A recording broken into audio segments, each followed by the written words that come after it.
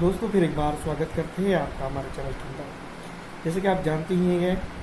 कि जो लोकसभा चुनाव का गणित पूरी तरह से जो है तो शुरू हो चुका है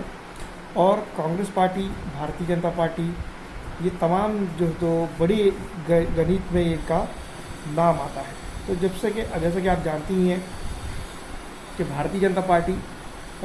बिहार के अंदर हर वो मुमकिन कोशिश करने में तैयार है ताकि जो है तो यहाँ सत्ता इस्टेब्लिश कर सके, अपनी सत्ता बना सके। लेकिन सबसे इम्पोर्टेंट बात मैं आपको बता दूं कि यहाँ पर जो सबसे चौंकाने वाले आंकड़े जो आते हुए नज़र आ रहे हैं, तो वो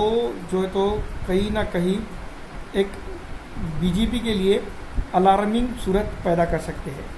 अगर हम बात की जाए महाराष्ट्र की और बिहार की, ये दो जगह ऐसी है, फ़िलहाल ऐसी बन चुकी है कि यहाँ की राजनीति और यहाँ की राजनीतिक रणनीति की अगर बात करें तो ये भारतीय जनता पार्टी के लिए अलार्म बज रहा है। यहाँ पर नुकसान उठा रही है सीधी तौर पर भारतीय जनता पार्टी। अगर ऐसा ही चलता रहता है तो आने वाले दिनों के अंदर जो है तो हम देख लेंगे कि किस तरह से यह नुकसान होगा। बिहार की अगर बात करें तो बिहार के अंदर 40 सीटें हैं और 40 सीटों की अगर बात की जाए तो यहाँ पर सबसे इम्पोर्टेंट और की फैक्टर जो है तो मैं आपको बता दूं कि वो आरजेडी है। आरजेडी की फैक्टर इसलिए यहाँ पर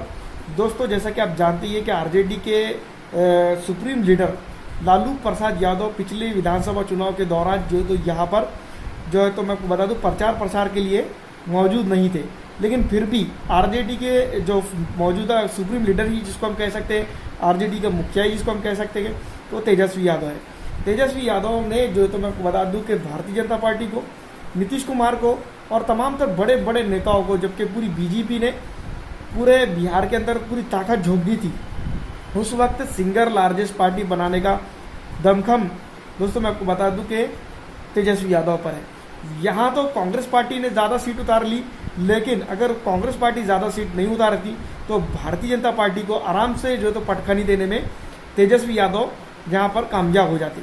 ये बात तमाम ही थिंक टैंकर जानते हैं, ये बात को समझते भी हैं और कहीं ना कहीं यही रणनीति को देखकर जो डूबता हुआ चिराग जनता दल यूनाइटेड जो पिछली लोकसभा विधानसभा चुनाव के अंदर था,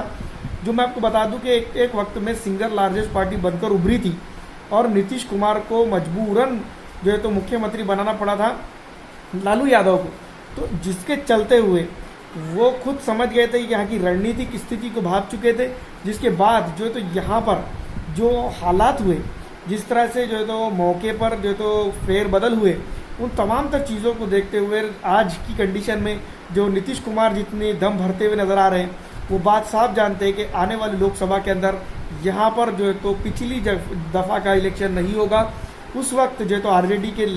नेता तेजस्वी यादव को उतना एक्सपीरियंस नहीं था जितना एक्सपीरियंस अब जो है तो चुनाव का है। तो पिछले लोकसभा चुनाव अलग तरह के थे और उस वक्त हार बेशक आरजेडी को हुई थी, लेकिन कहीं ना कहीं मैं आपको बता दूं कि 40 सीटों पे से अगर अब की बार अगर देखा जाए तो कहीं ना कहीं आरजेडी एक मजबूत पक्ष के तौर पर उभरते हुए नज़र आ रही है। एक मजबूत पक्ष के तौर पर जो तो आरजेडी उभर के नज़र आ रही है। लेकिन जहाँ पर ये बात का भाव, ये बात को समझना, ये बात को समझ चुके हैं नीतीश कुमार, जिसके चलते वो बार बार ये ऐलान करते रहते हैं कि भारतीय जनता पार्टी का जो तो बिहार के अंदर इस बार सुपड़ा साफ होने वाला है। बेशक दोस्तों अगर कभी गौर किया जाए, सबसे पहले हम देखेंगे जो बिहार के टुकड़े किए जाए, अगर देखा जाए कि अलग अलग हिस्सों को, अलग अलग हिस्सों में कौन कितना इम्पोर्टेंट है, सबसे ज़्यादा अगर कहीं ना कहीं जो उलटफेर इस बार हो रहा है वो है सीमांचल के पूरे जो है तो ज़िले के अंदर आरजेडी कांग्रेस ये काबिज़ हो रही है। और साथ ही साथ किशनगंज की बात करेंगे तो किशनगंज के ऊपर अगर ऑल इंडिया मजलिस इत्तेहादुल मुस्लिमीन अपना प्रत्याशी उतार देती तो वो वाकई में वहाँ पर वो कामयाब हो सकती, क्योंकि पिछले दफ़ा के अगर चुनावी नतीजे देखे जाए तो 3 लाख प्लस वोट वहाँ पर मिले थे। और अब की बार जो तो आरजेडी माफ़ कीजिएगा एमआईएम के विधायक भी है अख्तर उल ईमान, और वो जनता के लिए काफ़ी काम करे, तो जिसका असर ये होगा कि आने वाले विधानसभा या माफ़ कीजिएगा लोकसभा के अंदर बिहार के अंदर जो तो एमआईएम का खाता खुलता हुआ दिखेगा। लेकिन वहाँ पर सबसे बड़ी बात यह है कि चिंता का विषय आरजेडी के लिए नहीं है, जनता दल यूनाइटेड के लिए है, कांग्रेस के लिए, लेफ्ट के लिए नहीं है। वहाँ पर सबसे ज़्यादा अगर कोई चिंता का विषय है जो 39 सीटें इसको कंसिडर करके चलिएगा वो है भारतीय जनता पार्टी के लिए। भारतीय जनता पार्टी के साथ एलजेपी जो है,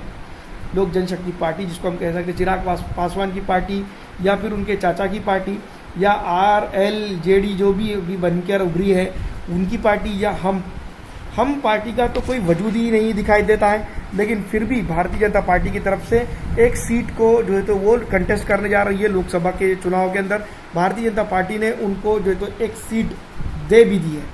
अब मैं आपको बता दूं 3-3-3 और 1 का ऐसा फार्मूला हुआ है। 30 सीटों पर भारतीय जनता पार्टी ताल ठोकने वाली है, क्योंकि भारतीय जनता पार्टी को ये बात समझ में आ चुकी है अगर कुछ ना कुछ उलटफेर होता है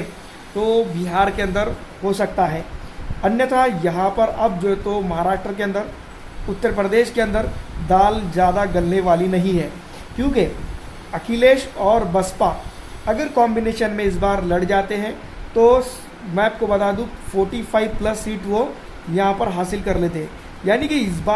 इस बार जो लोकसभा चुनाव होंगे वो सीधी तौर पर भारतीय जनता पार्टी को लूज करते हुए नजर आ रहे हैं। साउथ का रीजन अगर इंडिया का देखा जाए तो वहाँ पर कहीं पर भी भारतीय जनता पार्टी जीरो के अलावा कुछ हासिल करते हुए नजर नहीं आ रही। महाराष्ट्र के अंदर पिछली दफ़ा का जो साथी था उनको शिवसेना,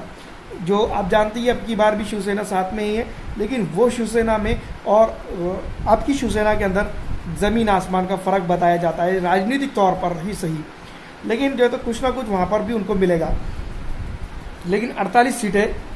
जो है तो बिहार महाराष्ट्र के अंदर है, वहाँ पर भी लूज़ करते हुए नज़र आ रही है मेजॉरिटी में सीट भारतीय जनता पार्टी। तो ये तरह का तालमेल अगर देखा जाए, मैं आपको बता दूं शिवसेना का आधे से ज़्यादा वोट महाविकास आघाड़ी में जा रहा है और भारतीय कांग्रेस पार्टी का वोट वहाँ पर है, राष्ट्रवादी कांग्रेस पार्टी का वोट है, और प्लस माइनस भी अगर देखा जाए तो यहाँ पर ज़्यादा से ज़्यादा सीटें जो तो भारतीय जनता पार्टी लूज़ कर रही है। तो ये बात समझ में आती है अगर बिहार जाते हैं, क्योंकि आपको बता दूं कि उत्तर प्रदेश के बाद सबसे ज़्यादा सीटों में अगर कभी देखा जाए तो यहाँ पर बिहार के अंदर, महाराष्ट्र के अंदर और उत्तर प्रदेश के अंदर ही है। क्योंकि साउथ के अंदर जितनी भी सीटें हैं, चाहे वो तमिलनाडु की हो, चाहे वो केरल की हो, चाहे वो कर्नाटक की हो, चाहे वो मैं आपको बता दूं वेस्ट बंगाल की हो, या फिर जो तो मैं आपको बता दूं कि आंध्र प्रदेश की हो, या फिर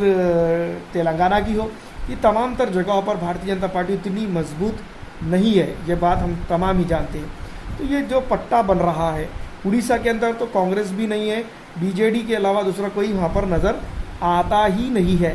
ये बात साफ जाहिर करती है कि ये जो एक पट्टा बन चुका है, इसमें अगर कांग्रेस गठबंधन कर जाती है तो दोस्तों मैं आपको बता दूं कि पिछली दफ़ा जितने सीटें जो है तो महाराष्ट्र, बिहार और जो तो उत्तर प्रदेश के अंदर भारतीय जनता पार्टी हासिल करने में कामयाब हुई थी, इस बार वो लूज़ करेगी। और रही बात बिहार के जो नीतीश कुमार, बार बार मैं आपको बता दूं कि एक बात को रट्टी लगा कर बैठे हुए कि अब की बार जो तो जीत होगी, बड़ी बम्पर जीत होगी, ये वाकई में है। और यहाँ पर मैं आपको बता दूं कि जो 40 सीटें हैं उसमें बहुत बड़ी बढ़त जो है तो कांग्रेस पार्टी का गठबंधन, जिसको हम कह सकते हैं RJD JDU, बनाता हुआ नज़र आ रहा है। तो ये इम्पॉर्टेंट चीज़ यहाँ पर समझ चुकी है नीतीश कुमार, इसलिए बार बार आकर जो तो इस तरह के भाषण वो अब देते हुए नज़र आ रहे हैं। आपको क्या लगता है हमें कमेंट करके ज़रूर बताइएगा। फिलहाल इस वीडियो में इतना ही। अच्छी लगने पर लाइक और ज़्यादा से ज़्यादा शेयर कर दीजिएगा दोस्तों।